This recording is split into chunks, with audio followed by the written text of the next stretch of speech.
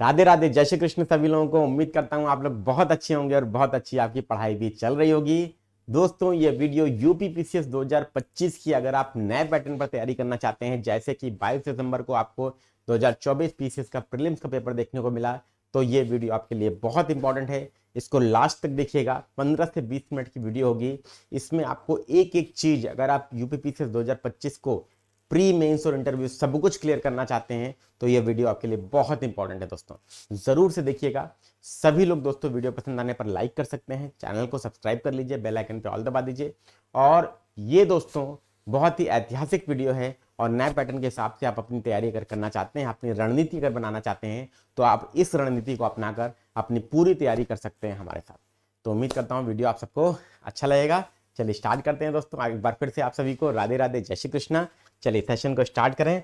यहाँ पर देखिए दोस्तों, सबसे इंपॉर्टेंट चीज है, मैंने आपके सामने शो किया है यूपी पीसीएस 2025 जीरो से तैयारी कैसे करें नए पैटर्न पर आधारित। याद रखिएगा, नए पैटर्न पर आधारित तैयारी कैसे करनी है, ये आपको ध्यान रखना है, बहुत इंपॉर्टेंट है। क्योंकि नया पैटर्न जिसमें असर्शन निधन के प्रश्नों की बहुलता थी, कथन कारण जिसे कहते हैं हिंदी में, multiple statement, match the following, भरमार थी दोस्तों इन प्रश्नों की। और ये प्रश्न ये इंडिकेट करते हैं, ये बताते हैं दोस्तों कि हमें इन डिटेल स्टडी करनी पड़ेगी, कंसेप्चुअल क्लैरिटी रखनी पड़ेगी, जो हमें एनसीईआरटी और स्टैंडर्ड बुक्स देती हैं। ये बात हमेशा याद रखिएगा, मैं बार बार आपसे बोल रहा हूं, अगर आप वास्तव में चाहते हैं प्रशासनिक अधिकारी बनना, आईएएस बनना या समीक्षा अधिकारी बनना, तो अब आपको ऐसी तैयारी करनी पड़ेगी। और प्रत्यक्ष को प्रमाण की आवश्यकता नहीं है। कोई आपसे कुछ भी कहे, आप 22 दिसंबर का पेपर उठाकर देखिएगा, आपको बार बार मेरी कही हुई बात सत्य लगेगी दोस्तों।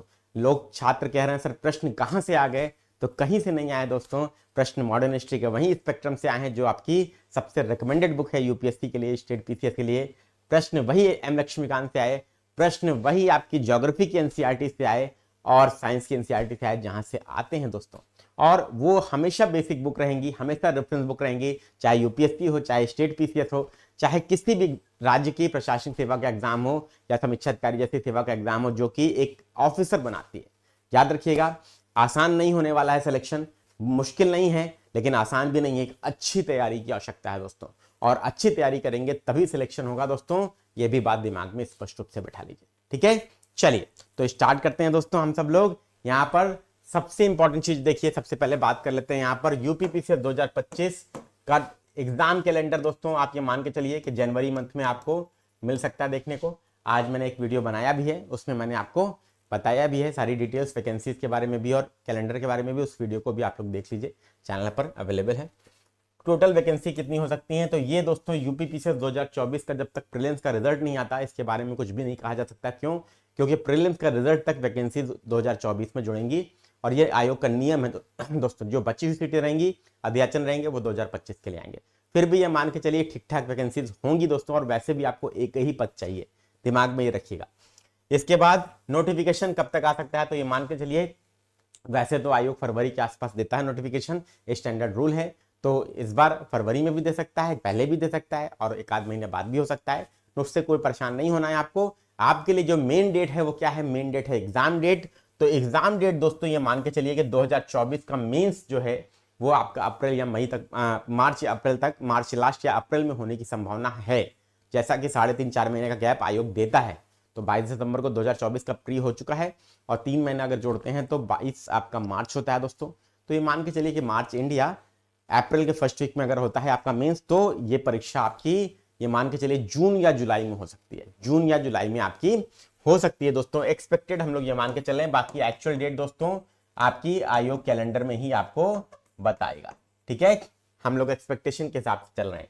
अब सिलेबस क्या है दोस्तों और एग्जाम पैटर्न क्या है और कैसे इसकी तैयारी करें जीरो से, ताकि हम 2025 में अधिकारी बन सकें, एसडीएम बन सके, ठीक है।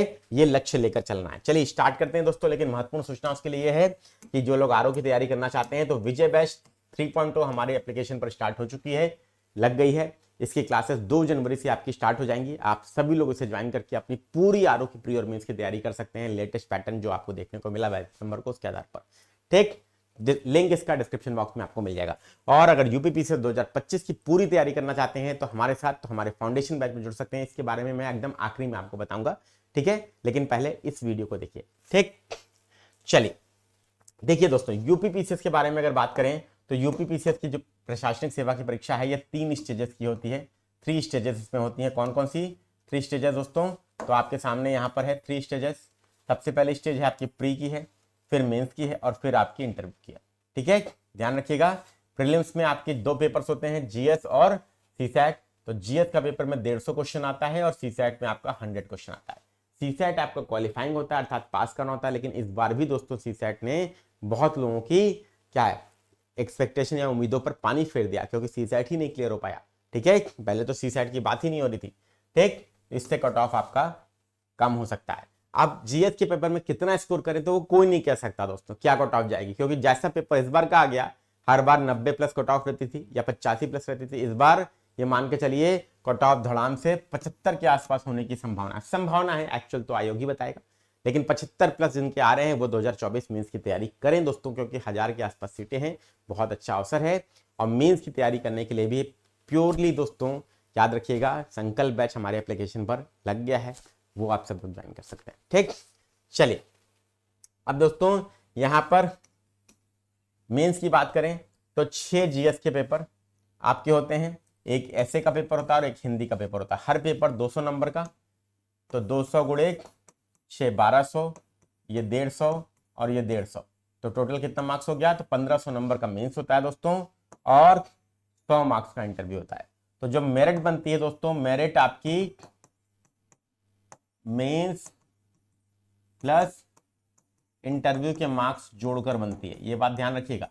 ठीक है, मेंस प्लस इंटरव्यू के मार्क्स जोड़कर बनती है, अर्थात 1600 मार्क्स में से आपकी मेरिट बनती है। ठीक है, 1600 मार्क्स से आपकी मेरिट बनती है, इस बात को आपको ध्यान रखना है। ठीक है सभी लोग, चलिए तो अब स्टार्ट करते हैं हम लोग यहाँ पर आप सभी दोस्तों के लिए। यहाँ पर देखिए सबसे पहले मैंने आपके सामने शो किया है, देखिए चूंकि सीसैट क्वालिफाइंग है उसके बारे में हम लोग सेपरेट वीडियो में बात करेंगे, लेकिन जीएस सबसे मेन है दोस्तों, जिस पेपर ने हैरान परेशान किया छात्रों को इस बार। तो जीएस में दोस्तों प्रीलिम्स की बात करें तो 150 क्वेश्चन आते हैं दोस्तों। तो 150 क्वेश्चन में आपके सब्जेक्ट्स कौन कौन से रहते हैं? तो इतिहास, भूगोल, संविधान, अर्थव्यवस्था, साइंस, पर्यावरण एनवायरमेंट, यूपी स्पेशल और करंट अफेयर। ठीक है, याद रखिएगा दोस्तों, करंट अफेयर से लगभग दोस्तों आपके 30 क्वेश्चन आते हैं और 30-35 क्वेश्चन, और लगभग टोटल जीएस से बाकी कितने क्वेश्चन आते हैं? लगभग 120 क्वेश्चन आपको देखने को मिलते हैं। एक अच्छी तैयारी की आपको आवश्यकता है दोस्तों, क्योंकि जो पेपर आपको देखने को मिल रहा है कथन कारण, मल्टीपल स्टेटमेंट, कई कथन वाले और मैच द फॉलोइंग वाले क्वेश्चंस की भरमार, करंट अफेयर में भी और स्टैटिक जीएस में भी। ठीक है, अब आ जाते हैं, चलिए मेंस में देख लेते हैं पहले, फिर हम तैयारी के बारे में बात करेंगे। तो पहले दोस्तों लगभग 115 से 120, यहां बढ़ेगा तो इधर कम भी हो जाएगा, इधर बढ़ जाएगा तो यहाँ कम भी हो जाएगा। ठीक है, तो टोटल 150 क्वेश्चन। अब यहाँ पर देखिए मेंस एग्जाम के पैटर्न की बात करें तो मेंस में दोस्तों टोटल आपके जो पेपर होते हैं 8 पेपर होते हैं।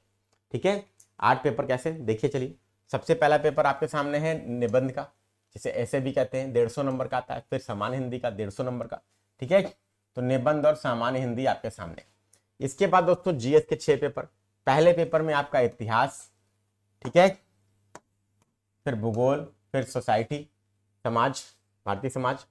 सेकंड पेपर में पॉलिटी, आईआर, अंतरराष्ट्रीय संबंध, गवर्नेंस, प्रशासन और सोशल जस्टिस, सामाजिक न्याय। तीसरे पेपर में इकोनॉमी, विज्ञान प्रौद्योगिकी, इन्वायरमेंट, पर्यावरण, डिजास्टर मैनेजमेंट, आपदा प्रबंधन और सिक्योरिटी, आंतरिक सुरक्षा। तो ये आपका जीएस 1, 2 और 3 का पूरा डिटेल्ड सिलेबस है दोस्तों। जीएस पेपर 4 में क्या है? एथिक्स आता है दोस्तों, और जीएस पेपर 5 और 6 आपका यूपी स्पेशल का है, ये आपको याद रखना है। अब दोस्तों कैसे तैयारी करें कि हम प्री और मेंस की साथ में तैयारी कर सकें, ये सबसे बड़ा क्वेश्चन है जो छात्रों का पूछा जा रहा है छात्रों के द्वारा। और याद रखिएगा प्रीलिम्स की तैयारी अच्छी तभी होती है जब व्यक्ति मेंस की तैयारी करता है। इसलिए बार बार कहूंगा, जो लोग फाउंडेशन बैच में भी पढ़ रहे हैं हमारे, या मेंस के संकल्प बैच में भी आएंगे, मैं बार बार आपसे बोलूंगा दोस्तों कि आप लोग को इंटीग्रेटेड तैयारी करनी चाहिए प्री और मेंस के, क्योंकि कभी भी आप परेशान नहीं हो। जिन लोगों को प्री निकल रहा है, जिन्होंने मेंस की तैयारी नहीं की, वो एकदम हैरान परेशान है, क्या करें क्या ना करें, ये स्थिति है दोस्तों। इसलिए पहले ही दोस्तों मेंस की तैयारी की जाती है। अब क्या क्या चीजें आपको करनी चाहिए, अब आपको ये देखना है कि कौन कौन से सब्जेक्ट प्री और मेंस दोनों में कॉमन है। देखिए history, geography, polity, economy, science, environment, UP special. ठीक है, अब देखिए यहां पर हिस्ट्री ये है दोस्तों, ज्योग्राफी ये है दोस्तों, पॉलिटी ये है दोस्तों, ठीक है, इकोनॉमी ये है, साइंस ये है, इन्वायरमेंट ये है, ठीक है, और आईआर मतलब अंतरराष्ट्रीय संबंध है, तो अंतरराष्ट्रीय करंट अफेयर भी मान सकते हैं इसको आप, ठीक है। इतनी चीजें दोस्तों आपकी क्या है, प्री और मेंस में कॉमन, और यूपी स्पेशल। तो इतनी चीजों की दोस्तों हमें क्या करनी पड़ेगी, इंटीग्रेटेड तैयारी करनी पड़ेगी प्री और मेंस के साथ। अब इंटीग्रेटेड तैयारी क्या होती है दोस्तों, तो ये सेक्शंस देखिए मैंने यहाँ पर लिखे हैं, आप देखिए यहाँ पर जीएस पेपर 1 में हिस्ट्री ज्योग्राफी, जीएस पेपर 2 में पॉलिटी आईआर, जीएस पेपर 3 में economy science tech environment, GS paper 5 और 6 में UP special. What to prepare first, पहले क्या पढ़े, तो पहले इनको पढ़ना है दोस्तों जो जीएस पोर्शंस कॉमन है प्री और मेंस दोनों में दोस्तों, इसकी तैयारी पहले करनी है। अब कैसे तैयारी करेंगे, अब जैसे आपने हिस्ट्री में उठाया स्पेक्ट्रम, स्पेक्ट्रम उठाई, स्पेक्ट्रम में 1857 का विद्रोह आपने पढ़ा। अब 1857 का विद्रोह केवल पढ़ नहीं लेना है दोस्तों, पढ़ के फिर यूपीएससी के 5 वर्षों के पीवाईक्यू उठाए, क्वेश्चंस लगा लिए प्रीलिम्स के, यूपीएससी के क्वेश्चन ध्यान दीजिएगा क्योंकि अब पैटर्न यूपीएससी पे चला जा चुका है दोस्तों। अब यूपीपीएससी के क्वेश्चंस रटने का कोई फायदा नहीं, यूपीएससी के कंसेप्चुअल होते हैं, उसको क्या करना है, एनालाइज करना है, एनालिसिस करना है, उसका कितने आपसे बन रहे हैं, टॉपिक पढ़ने के बाद आपका कमांड हुआ कि नहीं हुआ, उससे जज करना है, ठीक है, ये ध्यान रखिएगा।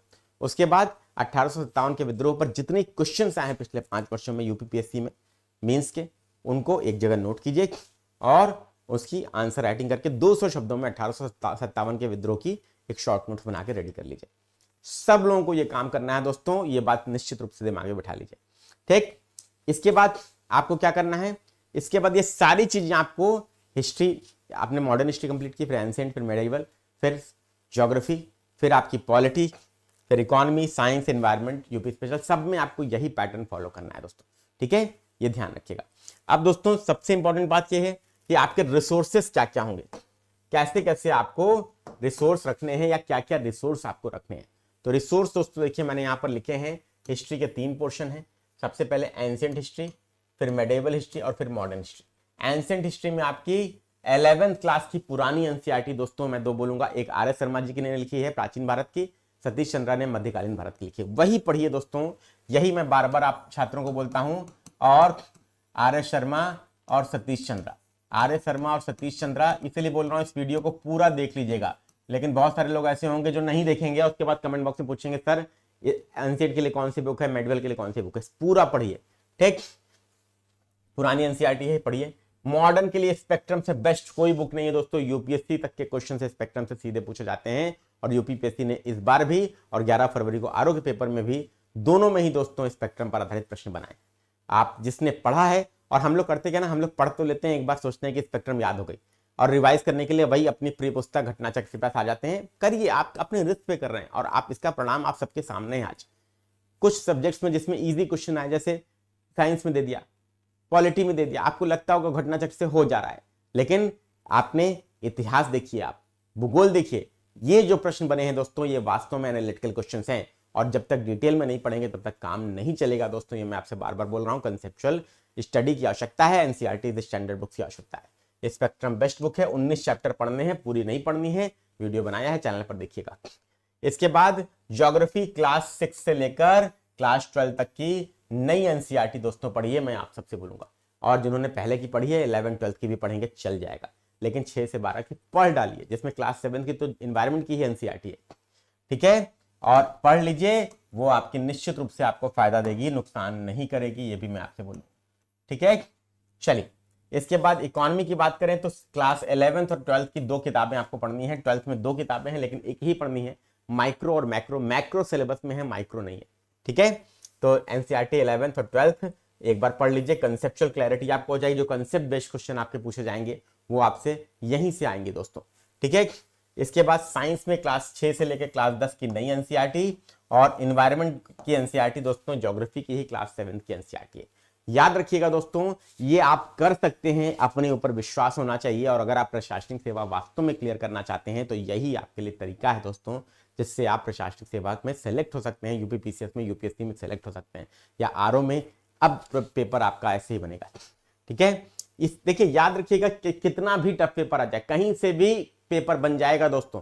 आपको अगर 75 क्वेश्चन, अगर 80 क्वेश्चन पे कट ऑफ जा रही है तो 50-55% ही तो सही करना है, इसका मतलब नेट 50-55% यूपीएससी में भी कट ऑफ जाती है, अब यूपीपीएससी ने भी यही कर दिया।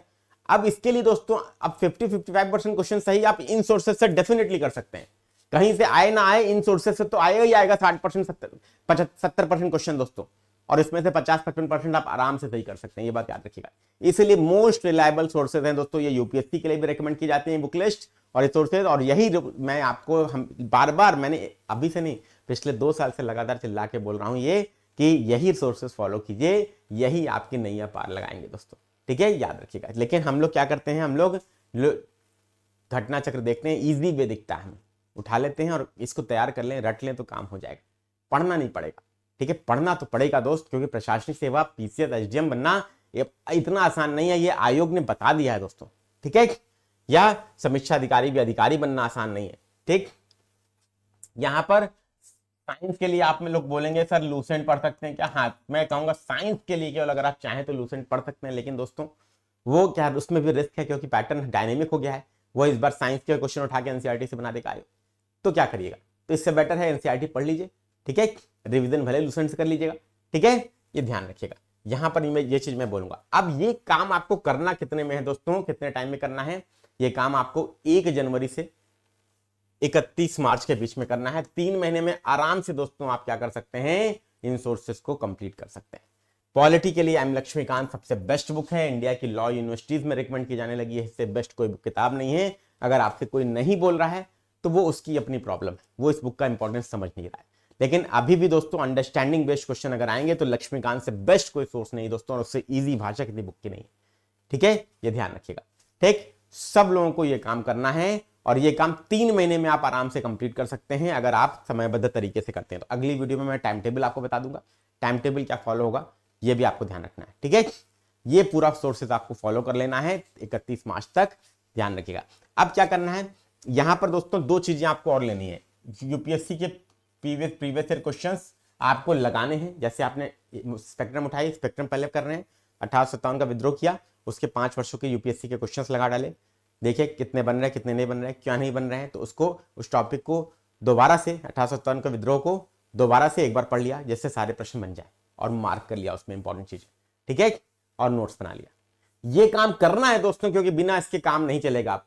और 1857 के विद्रोह के कारण क्या थे, उसका प्रभाव क्या है, क्यों असफल रहा, इसकी समीक्षा कीजिए, आलोचनात्मक विवरण दीजिए, ठीक है, समीक्षा कीजिए, व्याख्या कीजिए। ये सारी चीजें दोस्तों आपसे पूछी जाती हैं, तो उसको 200 शब्दों में 1857 का विद्रोह का शॉर्ट नोट्स बना लिया, जिसमें सारे पॉइंट्स कवर हो गए, जो आपके मेंस के लिए काम करेगा, ठीक है, याद रखिए। ये 3 महीना आपका जीवन का सबसे बेस्ट 3 महीना होगा दोस्तों, ये बात याद रखिएगा।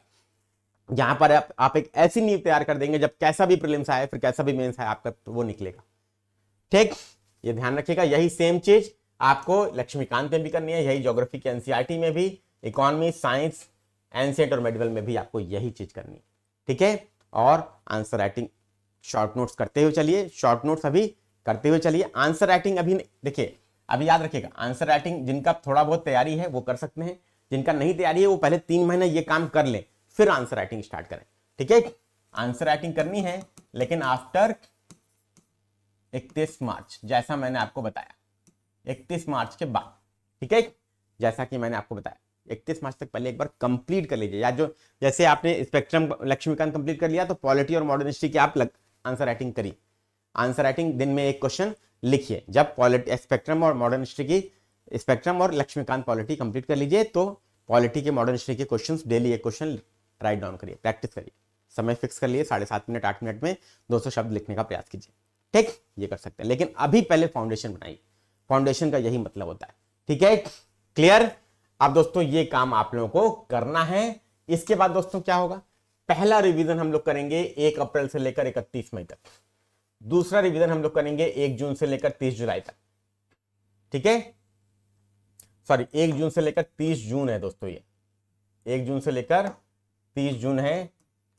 हम यहां पर ये मान के चल रहे हैं कि पेपर आपका जुलाई में होगा, ये हम मान के चल रहे हैं दोस्तों, ठीक है। अगर जून में हो जाता है, जून लास्ट में, तो भी कोई दिक्कत नहीं, हमारा ये 1 महीने के बजाय 25 दिन हो जाएगा, ठीक है, कोई दिक्कत नहीं, ठीक है, क्योंकि डेट सभी हमें पता नहीं है, इसलिए ये मैं आपको डेट एज्यूम करके चल रहा हूं।